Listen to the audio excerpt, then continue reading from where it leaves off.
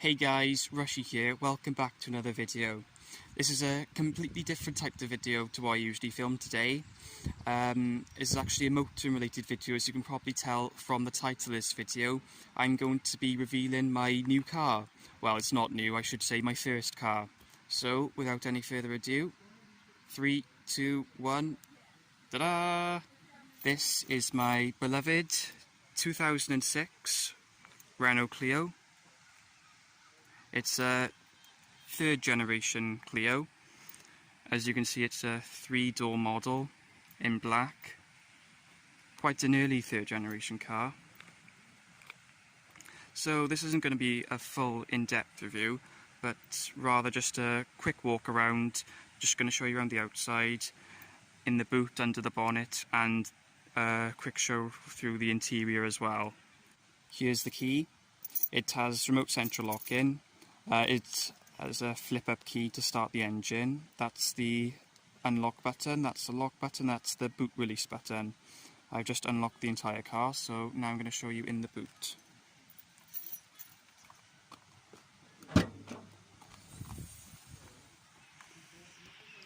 It is quite a spacious boot, quite practical, especially for its size, especially when new. I don't know the exact details of how big it is, but I'll put those up on the screen for you now. And moving around, as you can see, 15-inch alloy wheels. Unfortunately, the centre caps on all 4 wheels are missing. I bought the car like that. It isn't a pristine example, but it's a good example. It's a nice solid car, road legal car.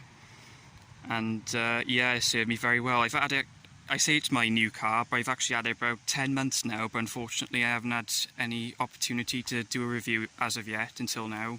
So let's have a look in the interior. Oh, it seems to have locked itself. So press the unlock button twice. I know more high spec cars got use this button by years, automatic lock unlock, but this is a base model, so it doesn't come with that. So let's see inside. So obviously, as I mentioned, this is quite a low spec vehicle. I think this model is called Extreme. So it doesn't come with much equipment apart from electric front windows. Unfortunately, the rear windows don't open at all, they don't even pop out. So I think this Extreme model is one up from the complete base model. So it gets a slightly updated interior trim, interior pattern, cloth pattern. As you can see, no headrests in the rear, but even though I have sat in the rear, it does make a slight difference. I would prefer headrest, being a passenger, but as a driver, this gives me amazing view out of the rear window, which is actually quite large. So, talking through the controls, I'm going to go from my right to left. On the right-hand side, as you can see, that's the door handle and both electric front windows controlled from the driver's side. And then moving to the far right, as you can see, is a vent control. So this control here controls the airflow direction, and this control here controls how much air can pass through this vent. That control there is the headlamp adjuster, quite a useful tool to have, I think. I know most modern cars, in fact probably all modern cars come with this feature, but it is very useful. And that control there is to control how much light illuminates from the instrument panel, which I think is a useful control as well. Being a base model, it does have 2 blanking plugs per there. There is actually also a blanking plate on the left hand side, low left hand side. I think that might be where the cruise control goes on higher spec vehicles. And I think that per there is the fuse box. And as you can see, this is a manual transmission vehicle, so you have your clutch pedal on the left, brake pedal in the centre, and gas pedal on the right. All 3 pedals from my use are really easy to use, really sizable, good size apart as well, so you don't have an issue with pressing the wrong pedal by mistake. Nice, good driving position. We even have a slight rest there for my left foot as well, so it's very spacious in the pedal compartment. And moving up, as you can see, there's a control here that adjusts the height of the steering wheel. So I shall demonstrate now. You can see it's dropped in its lowest position, in its highest position. Not too much reach adjustment, but this is a base model. Higher spec cars would have come with reach adjustment as well as height adjustment. Moving on to the side stalks. The right stalk controls the windscreen wipers, both front and rear. So this control here is the intermittent setting for how often the windscreen wipers wipe in the intermittent setting. This control here is for the rear wiper, which is still attached to the vehicle. So that's for the wipe setting, and that's for the wash and wipe setting. And as you can see, it's a 2-speed, if I focus, as you can see, it's a 2-speed wiper. And to control the front wipers, you go down 1 for intermittent setting, down 2 for first speed, and down 3 for second speed. And moving more in detail to the stalk, you can see there's a toggle switch here for up and down. That's to control the trip computer, the onboard trip computer, to give you information about the vehicle. And as you can also see, there's some audio controls as well, some touch driver operated audio controls. But unfortunately, because this car's an aftermarket stereo, that's the only aftermarket thing on this car's a stereo, those controls do not work anymore. This left stalk here controls the vehicle lights. That button there is for automatic headlights, but this vehicle doesn't come with that, but it's still kept the button there. And moving through the steering wheel, as you can see, so these are the light controls. Currently it's in the off position, now it's in the side light position, now it's in the headlight position. And this central control here controls the fog lights. So down for rear fog lights, and that's to cancel, and up for front fog lights, but this vehicle doesn't come with front fog lights, just rear fog lights. And standard control then, down for left indicator, up for right indicator. And now moving on to the central control system control panel. So starting from the top, we have a digital display here. Unfortunately, being a base model, this only displays the time in digital time and seatbelt warning if I don't have my front seatbelt on. So moving down, you have your two central air vents. This controls where the airflow, these two controls, and that controls how much air passes through the vents. It's on maximum at the moment, being a nice warm day. And moving down into this section here, this is your air direction controls. This controls which vents the air passes through. So for front windscreen, this control here is for front windscreen and feet.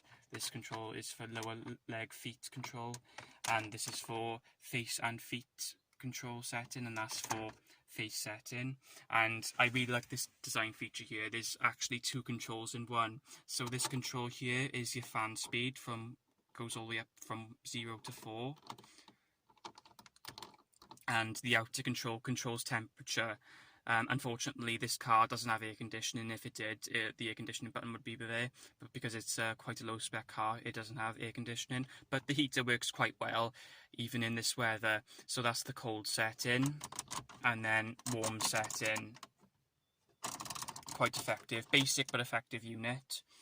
And then this final control by here controls the direction of where the air comes from. So at the moment it's from the outside setting, but you also can get air from the interior of the vehicle recirculating, but usually ever on the outside setting. So to the left, as I said earlier, is where the air conditioning button would be, and this right button is for the heated rear window. Now below is the aftermarket stereo I talked about. I think this unit came from eBay. I'm not sure, because the car came with this unit when I bought it. I didn't actually buy this unit. It was installed by one of the car's previous owners. But yeah, it works fine. It's a modern unit, so it has CD, USB, aux compatibility, and Bluetooth as well. So it has the whole 9 yards basically. It's quite a nice unit, nice and black as well, so it blends in quite well. Nothing too fancy, but obviously quite modern, because when this car was new, I think it came with a CD player. And moving down again, you have 2 buttons, your hazard warning lights, nice big button, easy to operate, and to the right you have your central locking button that locks the vehicle. And below that, on the right hand side, you have your OBD2 port, which is currently fitted with an insurance black box monitoring my driving, and on the left hand side you have an air vent. Now moving further down, as you can see, there's 2 cup holders by here. They're quite small, shallow cup holders, quite useful for small drinks, but not very useful for large drinks because they don't fit. and tall drinks would hit the center console. And then moving down, then being a manual car, this is your manual gearbox. It's a 5-speed manual with reverse, obviously. This is actually quite a low spec car, so it has the basic gear lever. And then moving back further, you have your manual, good old-fashioned manual handbrake or parking brake or e-brake, and below that you have your cigarette lighter and 12-volt socket. And then moving back further, you have a nice little storage area by here and a larger cup holder which currently has the vehicle keys, and that can be used for larger drinks because there's much more space available. Even though it's not very deep, it's much more space available, so it's easier to use for large drinks than the smaller cup holders. One thing that surprised me for quite a low spec car is that not only the passenger sun visor comes with a mirror standard and factory warnings, but also the driver sun visor with a card holder by here and a slide mirror by here. Hello. Unfortunately on this model it is cracked, but it's still usable. So here is the instrument cluster. On the left hand side is your rev counter or tachometer. Goes up to 7,000 RPM. Red lines from 6,000 RPM. In the top center you have your digital readout display with your trip computer information. On the left hand side, that small gauge there is for temperature, and that right side there is your fuel light, warning light when the car's tank is running low. And down in the lower centre you have your service warning light, your alarm and immobiliser warning light, that's flashing to show it's active, and your emergency stop warning light to, if there's a fault with a vehicle and you need to stop, that's what flashes up. And on the right hand side you have your speedometer, quite optimistic in this case, going up to 145 miles per hour or 230 kilometers an hour. The top speed of this car with this engine fitted is about 103 miles per hour, so yeah, very optimistic, but probably attainable on the higher, the sportier models like the Renault Sport model. Now I'm going to show you in the back of the vehicle to demonstrate this practicality. So as you can see, to open the front seat, to recline it forward, press this nice big lever here, very easy to operate, and slide it forward. Now with the front driver's seat in my position, I'm 5'10", and as you can see sitting in the back I can sit behind myself. I do have about 1.5 inches of leg room, which is more than enough, knee room and leg room, and I can slide my feet under the front seat as well. And for headroom I have plenty of that as well. As you can see, the headliner has been cut out to maximise headroom, and I have just about 1 inch of headroom as well, and I'm 5'10", so average male height. Obviously if you're above 6 foot you might get a little bit cramped here, especially if you're sitting behind a 6-foot driver, but it is quite impressive for this class of car. And yeah, for a 3-door Super Mini this is quite a practical vehicle, and you can fit adults here, and obviously kids will be more than comfortable in the back of this vehicle, so it will make a handy small family car as well as a first car. And moving on to the side windows, unfortunately plenty of visibility but they don't open. Your rear speaker by here, and a nice little storage area as well, and your rear armrest by here as well, nice and comfortable actually. And rear seat belt. This is a 5-seater car, so you do have 3 seat belts. That's your rear seat belt, nice and big. It's a fully 3-point seat belt, so it's nice and safe as well. And for the third seat by here, I have had 4 passengers in this vehicle at one point, and they're all quite comfortable. There's plenty of space for 4 adults, 5 including the driver. Obviously kids will be more uncomfortable by here. Nice pattern on the seat. It's quite a basic trim, but not the most basic you could get. This is, I think, 1 level up from the most basic trim available.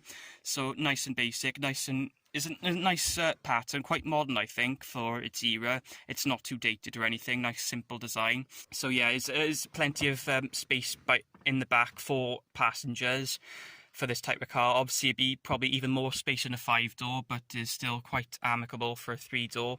And I think Renault Clios of this era, they were quite big for their class, pushing the boundaries of the Super Mini class. So they are quite practical vehicles, and like I said, easy to get in and out of the back as well for a 3-door. Nice, easy to use, reclining handle by there and just slide the seat forward to get in and out. And now sitting in the passenger side of the vehicle, front passenger seat, as you can see at the top of the dashboard, you have a speaker and your passenger airbag. I think this vehicle, Renault Clio, was very safe when new. I think it scored a 5-star Euro NCAP rating. So it has plenty of airbags. I think it has 4 airbags in total, 2 front airbags and side airbags as well. Curtain airbags. I think the higher spec cars come with even more airbags, but even this low spec vehicle is plenty safe enough, especially for its era. And as you can see, this is the right vent, controlled basically the same as the others. That controls how much air passes through, and that controls the direction of air travel. And now you have your glove box further down, which looks quite big and is quite spacious, but obviously not as spacious as you might think, because this area here has been blocked off, I think, to fit a fuse box.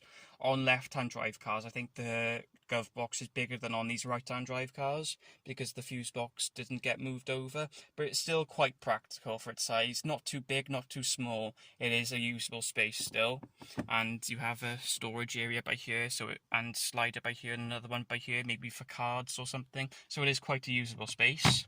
And then moving further down on the left hand side, you have your bonnet pull, which I'm going to use now to show you under the bonnet. So here we are under the bonnet of the vehicle. As you can see, typical modern car, you can't really see much of the engine at all, but this vehicle is fitted with the most basic, slowest, least powerful power plant, the 1.2 petrol engine, 4-cylinder I think. It produces 75 horsepower and 74 pounds-feet of torque, I think. I'm not 100% sure. I'll get the measurements up, put them up on the screen for you now. And on the right-hand side is the battery. That's the main engine power plant. That's the oil cap. That right there is the dipstick. That's the windscreen washer fluid. I think that's the brake reservoir. And that's the coolant area by here. So, as you can see, typical modern car, can't really see much of what's going on, but as I mentioned earlier, this is fitted with the most basic, slowest, least powerful power plant available, the 1.2 petrol engine with 75 horsepower. But I know in many reviews they said not to go for this engine, but honestly, even though it's the slowest available, for me it was the best to choose because it's the cheapest to insure, and as a young driver that's what really means the most to me. And even though it isn't very fast, it's quite nippy at slow speeds, but it isn't very powerful, it isn't very fast, it will keep up with modern traffic. You know, it will do 70 miles per hour on a motorway, it will go up hills. Maybe you do have to work it sometimes you have to put your foot right down on the accelerator, you do have to work it through that 5-speed gearbox to get the most of its power.